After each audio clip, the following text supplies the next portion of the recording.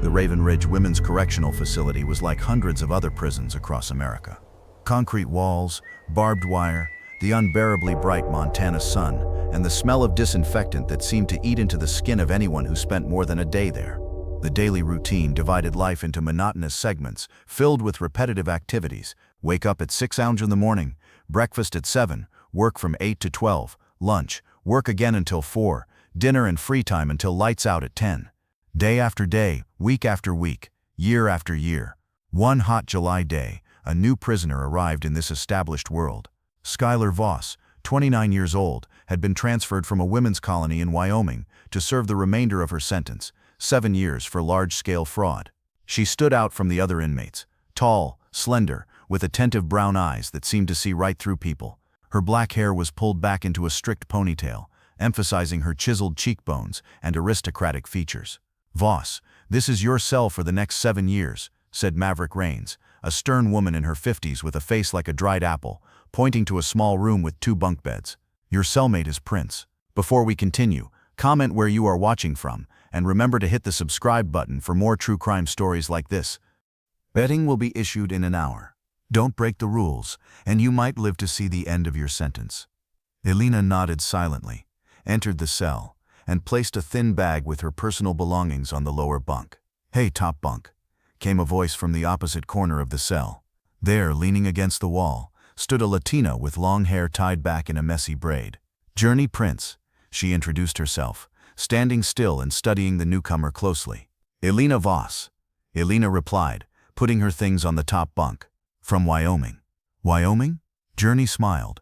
"What did you do to get transferred here to this paradise?" Elena didn't answer right away. She methodically laid out her meager belongings as if getting used to her new surroundings. "Let's just say I had a conflict of interest with the administration there," she finally said, turning to Journey. "What about you? Distributing prescription drugs without a license?" Journey shrugged. "I was a nurse selling painkillers. I've already served 3 years with 2 more to go." Elena nodded. The information was useful. A former nurse could come in handy. Over the next few days, Elena settled into her new surroundings, learning the rules of the colony and observing the other inmates and staff. She learned that the warden, Canon Bridger, was considered strict but fair, that the library offered some freedom from supervision, and that the most dangerous person there was not one of the inmates, but the deputy warden, Dax Wilder, who was known for his cruelty and unpredictability. On the 5th day after her arrival, Ellen was summoned to the warden's office. "Prisoner Voss, sir," as requested, reported the guard who accompanied Ellen to the administrative wing. Canon Bridger, a 44-year-old man, looked exactly as he had been described, of medium height, well-built, with attentive gray eyes and graying hair at the temples. He was sitting at a massive desk studying a file lying in front of him. On the desk was a framed photograph of Bridger himself, a smiling woman about his age, and 2 teenagers. "Have a seat, Miss Voss," Bridger said, pointing to a chair in front of his desk without looking up from the documents. "I'm looking over your file. Interesting story." Elena sat down, maintaining perfect posture and a serene expression. Her gaze quickly scanned the office, noting details. Diplomas on the walls, a locked safe in the corner, a desk calendar with notes. "What exactly do you find interesting, Dax Bridger?" she asked in a calm voice. Bridger looked up and their eyes met. For a moment, he seemed surprised by the prisoner's direct question and confident tone. "For example, the fact that you, with your education, and judging by all appearances certain abilities, chose a life of crime," he said, turning a page in the file. "Bank fraud, identity theft, forgery." An impressive list for a young woman. "Life sometimes offers limited choices, Dax Bridger," Elena replied without looking away, "especially when you're a woman from a small town in Wyoming with big dreams and few opportunities." Bridger nodded slightly, as if agreeing with this point of view. "Your personal file also mentions disciplinary issues at your previous place of confinement," he continued. "Conflicts with staff, attempts at manipulation. I want to make one thing clear right away, Miss Voss. That kind of behavior is not tolerated at my colony. We have strict rules, and breaking them has serious consequences." "I understand, sir." Skylar allowed herself a slight smile. "I assure you, my only desire is to serve out the rest of my sentence peacefully, without any unnecessary problems." Bridger studied her face as if trying to determine the sincerity of her words. His gaze betrayed professional interest, but Skylar noticed something else there, a barely perceptible glimmer of personal attention that she knew well from her dealings with men in positions of power. "Your file indicates that you have experience working in a library," he said after a pause. "We happen to have an opening. It's a privileged position, Miss Voss. It offers a certain amount of freedom and excellent working conditions, but it also requires responsibility and impeccable behavior." "I would be grateful for the opportunity," Elena replied. "I love books and I'm good at working with catalogs." Bridger nodded and made a note in her file. "All right, you'll start next week. In the meantime, please get a full medical examination. It's mandatory for all new arrivals. Hollis Wilson is expecting you this afternoon." "Thank you, Dax Bridger," Elena said, standing up when he indicated that the meeting was over. "I won't disappoint you." Returning to her cell, Elena found Journey reading a worn novel. "How did your meeting with the big boss go?" she asked without looking up from her book. "Productive," Elena replied, sitting down on her bunk. "I got a job at the library," Journey whistled. "Wow, you're settling in quickly. The library is a good place. Quiet, cool, away from the main contingent." "You've been here a long time, Journey," Elena said in a confidential tone. "What can you tell me about Bridger? What's he like?" Journey closed the book and lowered her voice. "Bridger? He keeps the colony in order." "That's true. He's not as bad as some of the others," but she paused, glancing at the cell door. "He has his weaknesses. Rumor has it that he's particularly attentive to certain inmates." "You know what I mean?" Elena nodded understandingly. That was exactly what she wanted to hear. After lunch, Elena was taken to the infirmary. Hollis Keene, a man in his early 50s with receding hair and kind, tired eyes, met her in his office, which smelled of antiseptic and old medical journals. "Miss Voss, welcome to Raven Ridge," he said, pointing to a couch. "Have a seat. We need to do a standard examination and discuss your medical history." Schuyler sat down, watching as the doctor looked through her medical file. "I see you're on antiretroviral therapy," he said, looking up from the folder. 5 years, according to the records." "Yes, doctor," Elena replied calmly. "I am fully aware of my condition and the treatment I need." Hollis Wilson nodded, making notes. "Your blood counts from the previous colony look stable, which is very good. We will continue with the same treatment regimen. You must understand the importance of taking your medication regularly." "I understand, doctor. I never miss a dose." Schuyler looked him straight in the eye. "May I ask who else will know about my diagnosis?" Hollis Wilson put down his pen. "Patient confidentiality is maintained even in prison, Miss Voss. Your status is known to me and the medical staff directly involved in your treatment. The administration has access to medical records, but as a rule they do not go into details unless there is a specific need to do so." Elena nodded thoughtfully. The information was important. She noted that Bridger might or might not know about her HIV status depending on how thoroughly he had reviewed her medical records. "Thank you for your honesty, doctor. I appreciate the confidentiality." After the examination, back in her living quarters, Elena pondered the information she had received. Prison Warden Bridger was exactly the type of man she needed. Powerful but with obvious weaknesses, a family and a reputation to destroy. A man who embodied the very system that had broken her life. 5 years ago, her life had been divided into before and after. A young, ambitious woman who had grown up in a small Wyoming town, Elena had dreamed of a career as a lawyer. She studied hard, worked part-time in the evenings, and saved every penny for her education. But everything changed one evening when Coulter Knox, a well-known deputy sheriff in their community, offered her a ride home after her shift at the bar. Elena refused, but he insisted, and his persistence turned into something much more terrifying, on a deserted road outside of town. 3 months later, she learned of her HIV status. Her attempt to seek justice backfired. Knox had connections, and she was just a bartender with a questionable reputation, according to them.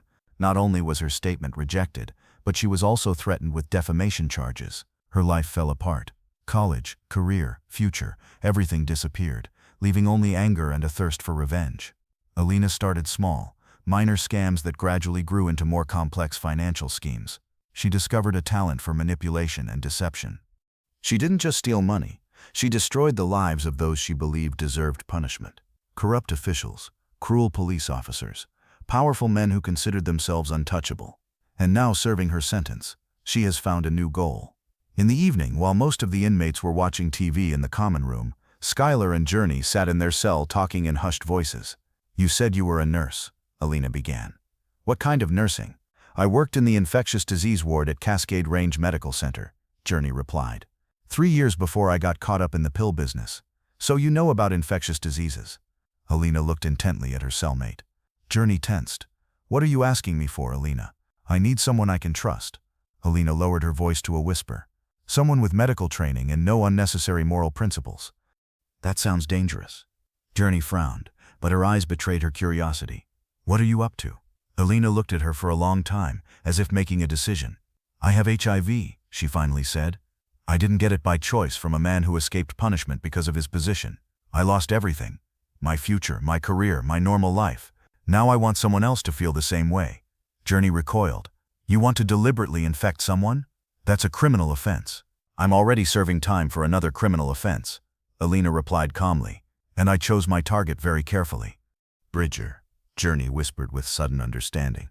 You're targeting the prison warden. Alina nodded. He's the perfect target. Married, has children, a position in society, a man who embodies the system that broke me, and he has a soft spot for prisoners, as you yourself said. Journey shook her head. This is madness, Alina. Even if you seduce him, and that's difficult enough, how do you plan to survive afterwards? Do you think he'll just let you walk around knowing you could destroy him? I don't plan on surviving. Alina's eyes were cold and determined.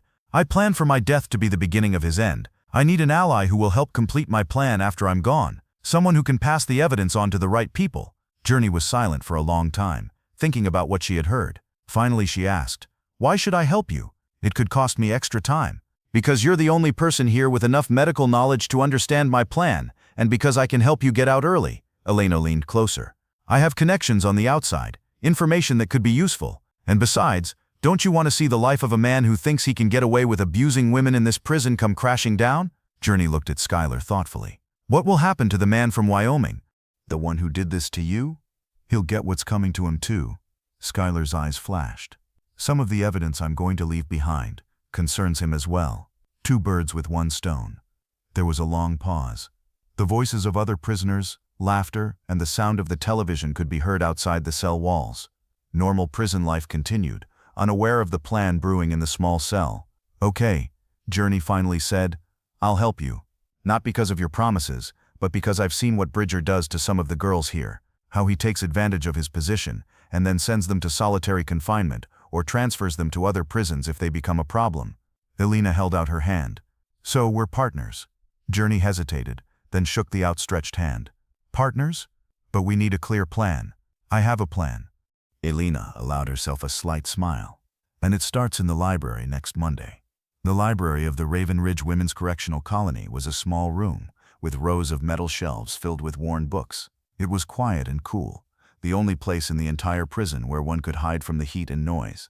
Alina quickly settled into her new job. She organized the catalog, created a book lending system, and tidied up the shelves. Her neatness and professionalism did not go unnoticed. Miss Voss, I'm impressed, said Canon Bridger, appearing in the library doorway 2 weeks after Alina started work. Officer Rain says you've completely transformed this place. Alina looked up from the book she was cataloging and smiled. Thank you, Dax Bridger. I just love order. The warden walked along the shelves, running his finger along the spines of the books. What did you read before? He paused. Before you ended up here. Mostly law books, Alina replied, putting the cards away. I dreamed of becoming a lawyer. What happened? His voice sounded genuinely curious. Alina paused for a moment, as if deciding how much of the truth she should reveal. Life, Dax Bridger. Sometimes it changes our plans in the most unexpected ways. Their eyes met, and in that moment something arose between them. Not so much understanding as recognition. Two people whose lives had not turned out as they had planned. You're right, he finally said. Life rarely follows our plans. From that day on, Bridger began to visit the library regularly. At first his visits were short and formal, checking on the work, discussing the need for new books, but gradually these visits became longer and more personal. He asked questions about her past, about the books she read, and shared stories from his life. Alina was an attentive listener and skillfully guided the conversation, creating the illusion of deep mutual understanding. You know, you're taming him like a wild animal, Journey remarked one evening in their cell. I've been watching you every day, little by little, and now he's sitting in the library for hours, forgetting his duties. Alina lay on her bunk, staring at the ceiling. That's how you tame dangerous animals, she replied quietly, slowly, patiently, creating the illusion of safety. But what will happen when the beast realizes he's been fooled? Journey looked concerned. Bridger isn't the type to forgive deception. By then it will be too late. Elena said with cold determination in her voice. The plan is progressing even faster than I expected. He's unhappy in his marriage, disappointed in his career, and looking for something to restore his sense of youth and power. What about Hollis Wilson? Journey asked. He's noticed you two getting closer. I saw him watching you in the dining room. Elena frowned. Hollis Wilson was indeed a problem she couldn't stop thinking about. During her monthly medical checkups, he had been asking more and more questions, and he looked increasingly concerned. The doctor is bound by medical confidentiality, she finally replied. He can't intervene directly, but you're right. He's watching. We need to be more careful. The next morning, while working in the library, Elena noticed Hollis Wilson heading toward her. She tensed inwardly, but kept her expression calm. Miss Voss, he began quietly, making sure no one was around. I need to talk to you. Of course, doctor, she replied, putting down her book. Is there something wrong with my test results? No, your test results are fine, he said, visibly nervous. The thing is, I've noticed that you've been spending a lot of time with your boss, Dax Bridger. Elena remained unperturbed. Dax Bridger is interested in the state of the library. It's his job, Miss Voss. Wilson lowered his voice to a whisper. I know about your diagnosis, and I've also noticed that your relationship with Dax Bridger is becoming more intimate. I must remind you of your responsibilities. Responsibilities? Elena raised an eyebrow. Hollis Wilson, you seem to be making assumptions about the nature of my relationship with the warden. I'm just concerned about your patient or your boss, Elena interrupted, her eyes now defiant. What exactly is bothering you, doctor? That a prisoner with HIV might have a relationship with a respected member of society, or that the warden might be abusing his position? Hollis Wilson palled. I care about the health of all people, Miss Voss, including yours. My health is under control, she replied coldly. I take medication and get regular checkups. As for my relationship with Dax Bridger or anyone else, that is not your professional responsibility. Wilson hesitated, clearly torn by an internal conflict. I can't force you, he finally said, but I ask you to think about the consequences for everyone involved. After the doctor left, Elena allowed herself a moment of anxiety. Wilson was a threat to her plan, but he couldn't intervene directly.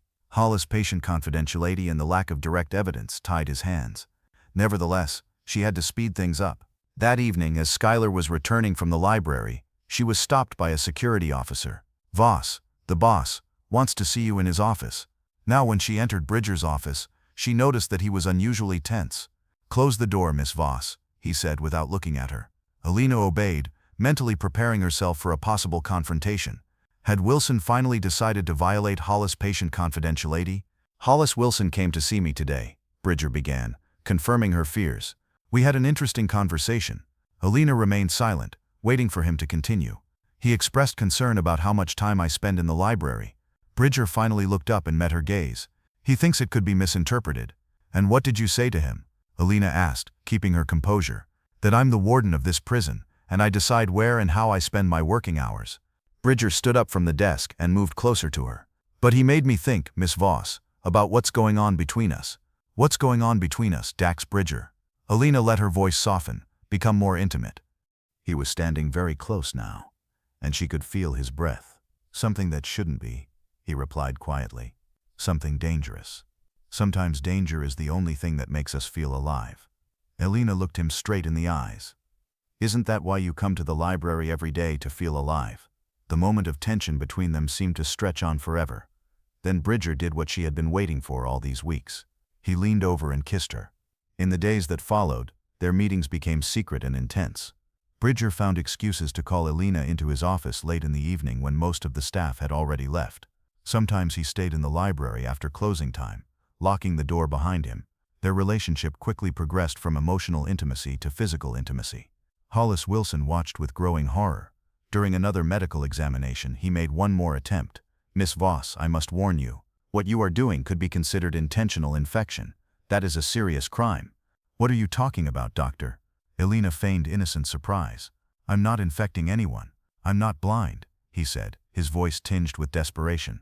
I can see what's going on between you and Bridger, and I know about your diagnosis. And yet, she replied with a slight smile, there's nothing you can do, Hollis, patient confidentiality, remember? Besides, you have no proof, only suspicions. I could talk to him directly about the risks without mentioning me specifically, Elena interrupted him. Otherwise, it would be a breach of medical confidentiality, and if you breach it, I'll file a complaint. You'll lose your license, Hollis Wilson. Is it worth it? Wilson looked at her with a mixture of fear and distrust. Why are you doing this? We all have our own sense of justice, Doctor, Alina replied quietly. Mine looks different from yours. That evening in her cell, Journey noticed a change in Alina's mood. Something happened. You look happy. The plan is going even better than I expected, Alina replied. Hollis Wilson tried to interfere, but his hands are tied. And Bridger, he's completely under my control. You already, Journey didn't finish her question. Yes, Alina replied briefly. And not just once. We just have to wait for the virus to take hold in his body, and then it's the final act. How are you going to let him know that you infected him? Carefully. Alina sat down on the cot, lowering her voice. First hints, then facts. He has to understand that he's caught in a trap with no way out, that his life is ruined, just like mine was once ruined. What if he just kills you? Journey's voice was filled with fear. He might try, Alina agreed, but by then I'll have evidence that will destroy him, even if I'm gone, and you know where to find it. 2 more weeks passed. Skylar waited for the right moment, watching Bridger, noting his growing emotional dependence on her. He shared his problems with her, his dissatisfaction with his marriage, his disappointment in his career, his feeling that life was passing him by. Alina was the perfect listener, creating the illusion of understanding and acceptance that he so desperately needed. Finally, she decided the time was right. They were in his office late at night after most of the staff had gone home. Bridger locked the door as usual, and they made love right there on his desk. Risky, passionate, as if it were the last time. For him it was the last time, though he didn't know it yet. Afterward, as they lay naked, Alina began the conversation she had been planning for weeks. You know, Cannon, I never told you why I really ended up in prison. You said fraud, he replied, stroking her shoulder. That's the official version, she said, looking him in the eyes. But the real reason is deeper. I was trying to get revenge on the man who ruined my life.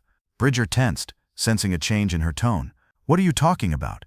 There was a man in Wyoming who was in a position of power. He raped me, and when I tried to get justice, he used his position to destroy me, Skylar said calmly, as if telling an ordinary story. But the worst thing I found out later, he infected me with HIV. Bridger sat up abruptly, his face turning pale. What? I have HIV, Cannon, she replied without looking away. I've had it for 5 years. Hollis Wilson knows. It's in my medical records, which you obviously didn't bother to read completely. Bridger jumped to his feet, feverishly, pulling on his clothes. You're lying. That's impossible. Check my medical records, Alina replied calmly, not moving from her spot. Or get tested yourself, although I'm afraid it's too late. We had unprotected sex. How many times? He couldn't finish the sentence. His face contorted with horror and rage. Yes, Cannon. Alina finally sat down, looking at him with a cold smile. I infected you on purpose, just like they did to me. Now you know what it's like to have your life destroyed in an instant when the future you planned disappears. Bridger lunged at her, grabbing her by the throat. I'll kill you. Maybe, she croaked, not resisting. But think about it. What will happen if your wife finds out? Your children, your boss, the public, a prison warden who contracted HIV from an inmate he had an intimate relationship with, abusing his position of authority. Imagine the headlines. His grip loosened and Skylar continued. I have proof of our relationship, Cannon. Letters, notes, details that only the two of us know. If anything happens to me, this information will be passed on to certain people. Bridger let her go and stepped back, his face a mixture of panic and despair. What do you want? Nothing, Alina replied, starting to get dressed.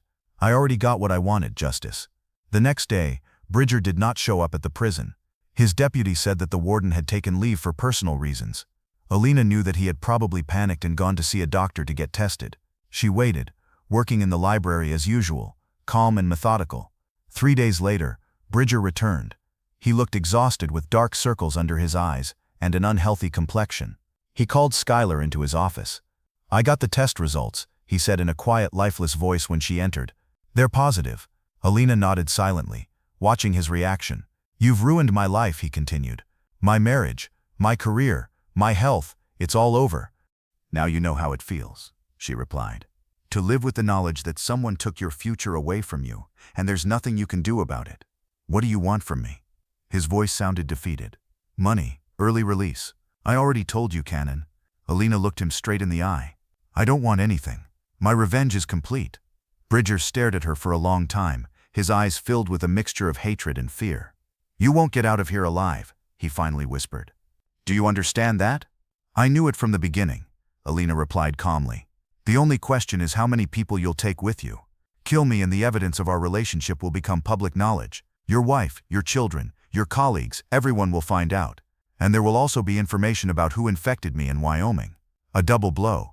Bridger sat with his head down, his hands shaking. You're a monster. No, Cannon. Alina stood up, ready to leave. I'm just a product of what people like you have done to me. You created me. When she left the office, she knew that the next move would be his, and it would be the desperate move of a cornered man with nothing left to lose. For the next 3 days, Cannon Bridger did not show up at the prison.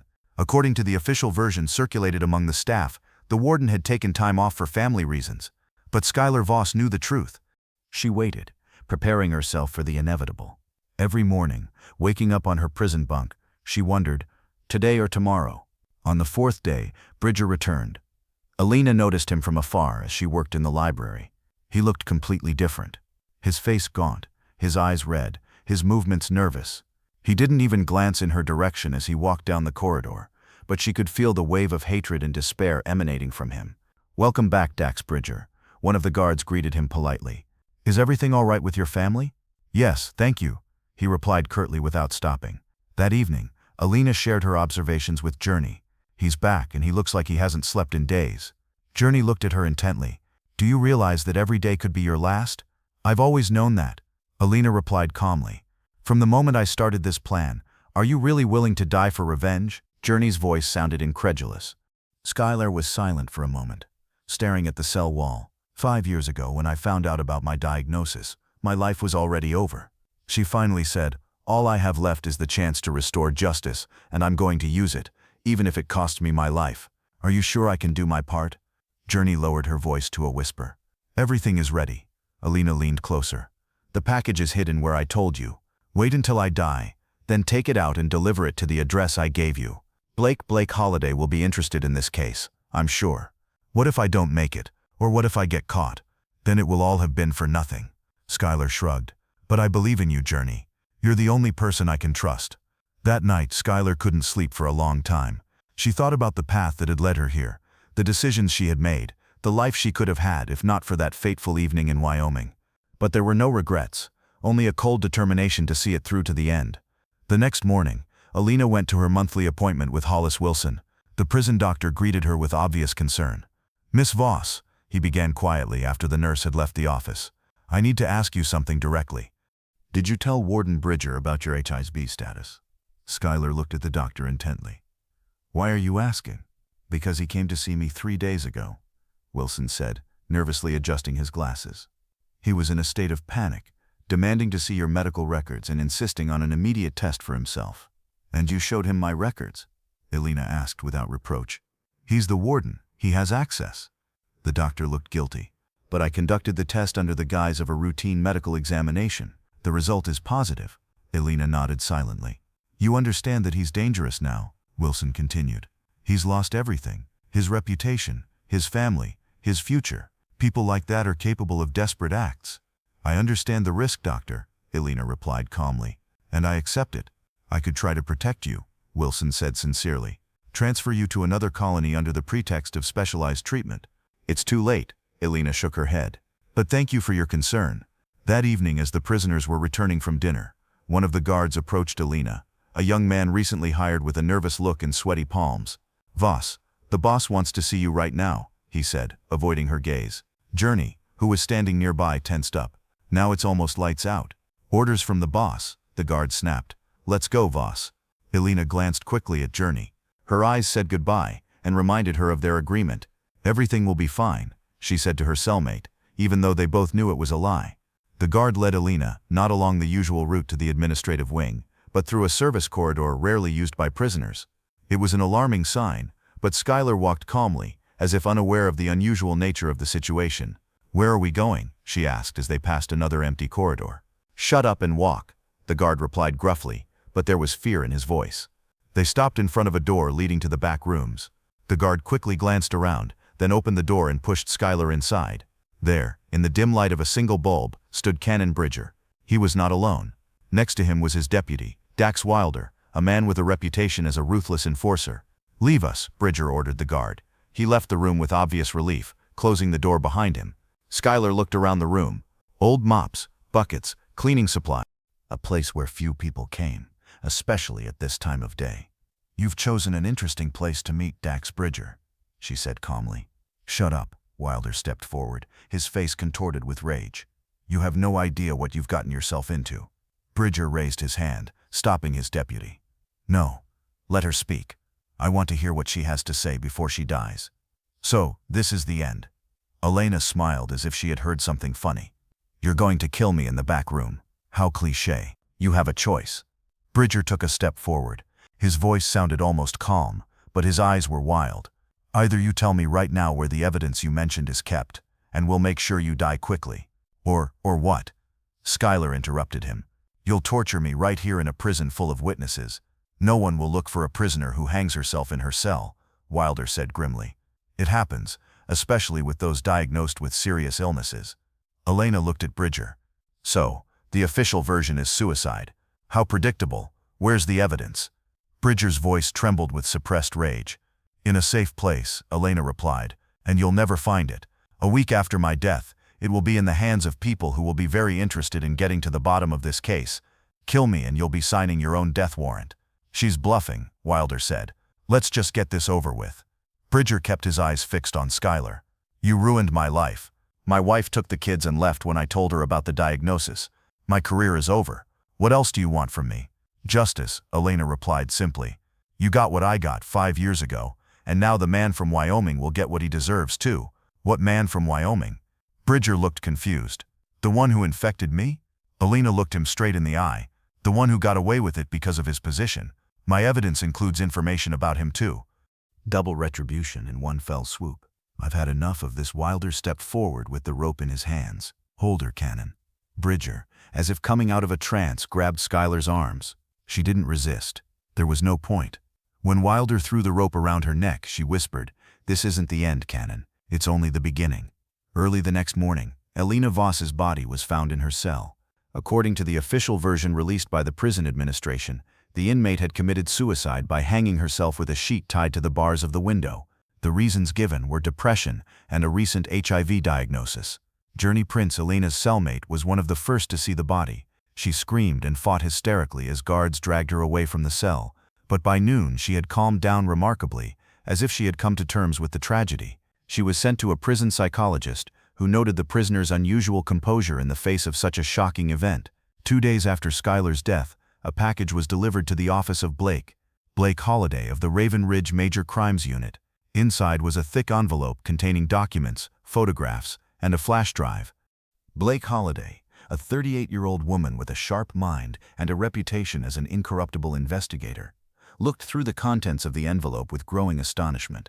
It was Skylar Voss's diary detailing her relationship with prison warden Cannon Bridger, photographs of them together in the library and his office, recordings of conversations secretly made by Skylar using a homemade device, and most shocking of all, a detailed letter explaining her motives, including deliberately infecting Bridger with HIV and awaiting her own violent death. The last line of the letter read, When you read this, I will be dead. Don't let them hide the truth. What the hell is this? Blake muttered, putting the documents aside. She immediately contacted the district attorney, and an official investigation was launched that same day. Blake's first step was to visit the Raven Ridge Women's Correctional Facility under the pretext of a routine inspection. She requested a meeting with Cannon Bridger, but it turned out that the warden had taken indefinite sick leave. Instead, Blake was met by his deputy, Dax Wilder, who was clearly nervous at the sight of the detective.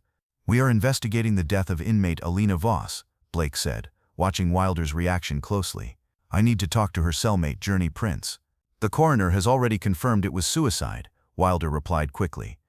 The inmate had been diagnosed with HIV, which is an obvious cause for depression. And yet, Blake smiled coldly. I would like to talk to Miss Prince alone. Journey Prince sat across from Blake in the interrogation room, her face expressionless. But when the detective pulled out the envelope containing the evidence, the prisoner's eyes lit up with recognition. Do you know what's in these documents, Miss Prince? Blake asked. No, Journey replied. But I know who sent them to you. Who? Me, Journey replied calmly, at Skylar's request. Over the next hour, Journey told Blake everything she knew about Elena's plan, her relationship with Bridger, the deliberate infection, and how Elena had prepared for her own death, knowing that Bridger would not let her live after the truth came out. She deliberately provoked him into killing her, Blake asked incredulously. She called it completing the circle, Journey replied. Elena saw no future for herself. The only thing she wanted was for the people who had ruined her life to pay for it. And you helped her do that. Blake looked at Journey intently. I was the only person she trusted. Journey shrugged. And yes, I believe she had a right to revenge. You don't know what she went through. The investigation was gaining momentum.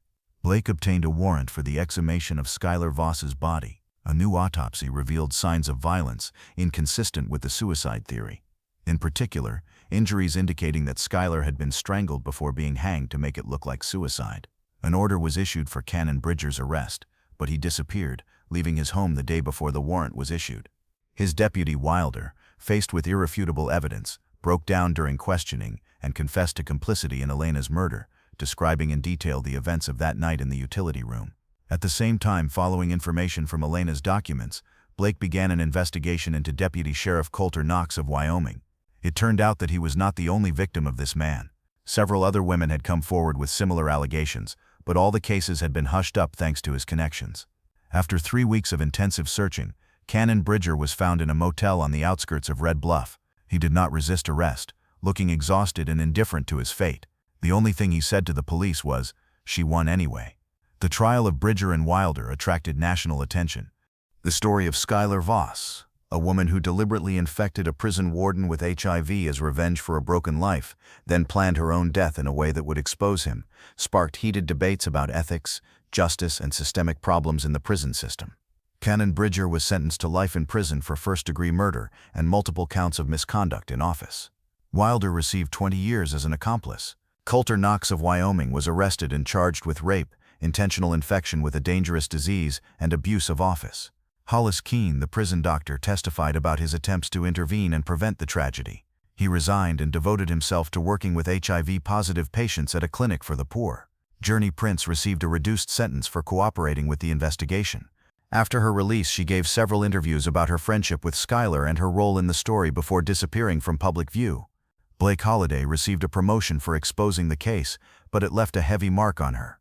In a private conversation with a colleague, she admitted, "I don't know who the real victim was in this story. They all suffered from a system that refuses to protect the most vulnerable." Elena Voss's case led to a serious investigation into conditions and abuses in women's prisons across the country. New protocols were adopted to prevent sexual contact between staff and inmates. Measures to protect HIV-positive inmates from discrimination were strengthened, and the system for reporting abuse of authority was improved. A small cemetery on the outskirts of Raven Ridge became the final resting place for Skylar Voss. A simple headstone erected by an anonymous benefactor bore only one phrase: "Justice has been served."